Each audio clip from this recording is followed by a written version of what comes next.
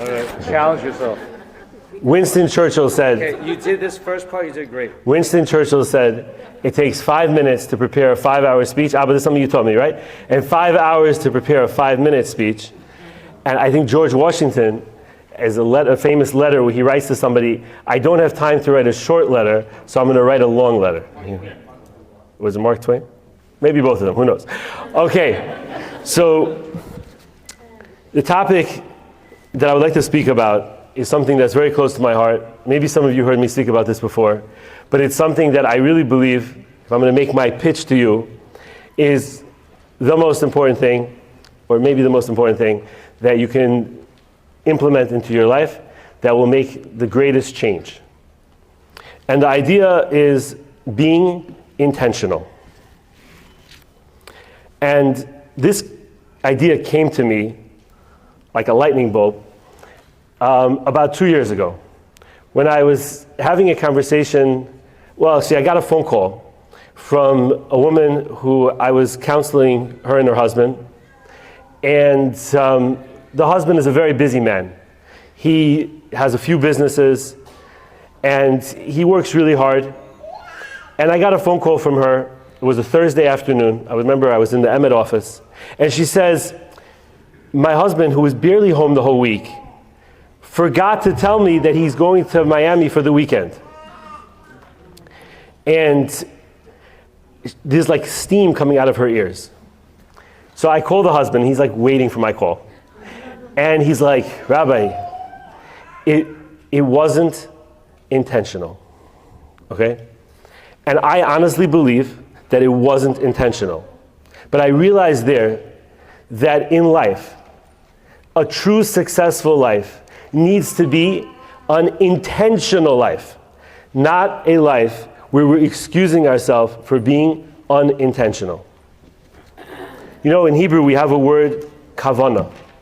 The word kavana means intent, to be intentional. The Shulchan Aruch says that it's better to have 1 minute of prayer with kavana than 1 hour of prayer without kavana. Why is kavana so important? Why is it so important to be intentional? And I would say in our society, with all the distractions that we have, with social media, with WhatsApp, with our phones, with our text messages, constantly bombarded by news and all these different feeds and our phones and everything else, it's almost impossible to be intentional. We are like a ping pong ball that's we're being pulled in 16,000 different directions. And usually they're not in the directions of our kids, our spouse, Torah, mitzvos. There are all these different distractions around us. And I believe that if we can work on this one thing, to be more intentional in our life, it will change every other aspect of our life. Every other aspect of our life will change by changing this one thing. The Baal Shem Tov says that where your thoughts are is where you are. This is intentional thoughts, not random thoughts that go through our mind. But if you are thinking about something, that's where you are. So if you're spending time with your children, but your mind is in the business deal, and your mind is worrying about what happened here and what happens there and what's going to happen, and am I going to get another audit? You are not with your kids. Don't even claim you are. You're not. And if you're with your spouse in a restaurant, and every 5 minutes you're looking at your phone, and she has to vie for her attention, you're not in the restaurant. You may physically be in the restaurant, but you might as well be in your office. But if we can be intentional, and we can leave our phone in the car, and I have a challenge to everyone in this room, and everyone who listens to this, that when you go on a date with your spouse, whoever is more attached to their phone leaves the phone in the car. And whoever is less attached to the phone gets to bring their phone into the restaurant. I recommend very strongly that people do not use their phone in their bedroom. They don't have their phone next to their bed. This device that was created by Steve Jobs to make our life better, unfortunately, has made so many problems in the process. There is an item on Amazon you can buy. Anyone who would like, I can send you the link. It's a $21 alarm clock. They're legal, okay? You can get an alarm clock. You can get a dumb phone. You can get a landline. If you go to sleep at night with your phone next to your bed and you wake up in the morning with your phone, the amount of stress that you're bleeding into your life, what's the point? If we can live an intentional life, it changes every other aspect of our life. I'll tell you something personally that I started doing. About 8 months ago, I turned off all notifications on my phone. So I don't get WhatsApp notifications, text notifications. It's usually okay. I think my wife is sometimes annoyed by it, but it's usually okay. And because of that, I'm much less distracted. When I wake up in the morning, I try to go to shul at 7 o'clock and leave my phone at home, and I don't see my phone till 8:45 in the morning.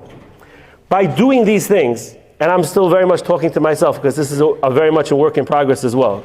By doing these things, we're showing the people around us in our life that they're important, that they're valuable. By not doing these things, the ultimate message, even if it's unintentional, is that the people in our life around us are just not that important. I jokingly say that there's 3 places in heaven. There's heaven, hell, and the place for people with good intentions. Okay? And the reality is that that's not where we want to be. We don't want to be in the place for people with good intentions. We want to be in the place where we're actually living a life of kavanah, a life of intention. I'll give you one other example to bring this home. There's a couple that I was talking to recently, and the husband works really hard. And when he gets home from work, he often is on his phone watching Ben Shapiro.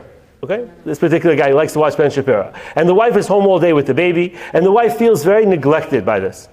Now this same guy, also around 7, 8 o'clock at night, he doesn't have such high energy and he's pretty tired. And she also doesn't feel very good about that. So he's on his phone and he's tired.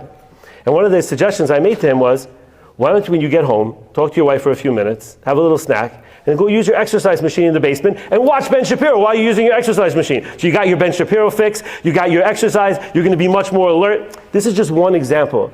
But if we would be intentional, right? If we would be in our relationships similar to the way we are in business, right? Our relationships would be so much stronger. Every relationship we have. The pasuk in Mishlei says, "Im tevakshenu kakesef." If we will go after our spiritual pursuits, like we go after money, we'll have a tremendous connection to Hashem. So my challenge to everybody here, each and every one of you, think of ways to be more intentional in your life. Bein adam lechavero, between your friend and fellow man, between you and your kids, between you and your spouse. I shared Friday night that my son, who's in yeshiva in St. Louis, came home from yeshiva. It was about 2 years ago. He came home. He's about 18 years old at the time. And I took him out for lunch. And I left my phone in the car. And I went into the restaurant with him. And I saw his eyes light up. Because he saw that, like, oh, it's not just like, oh, dad's hungry, let's eat lunch. But like, obviously, if I'm putting my phone in the car, I want to spend time with him. I want to connect. And it's not about the quantity, it's about the quality. Look for opportunities to be intentional, and B'ezrat Hashem, we'll all come together with intent and connection. We're going to take a photo right now. Chazak u'baruch, everyone.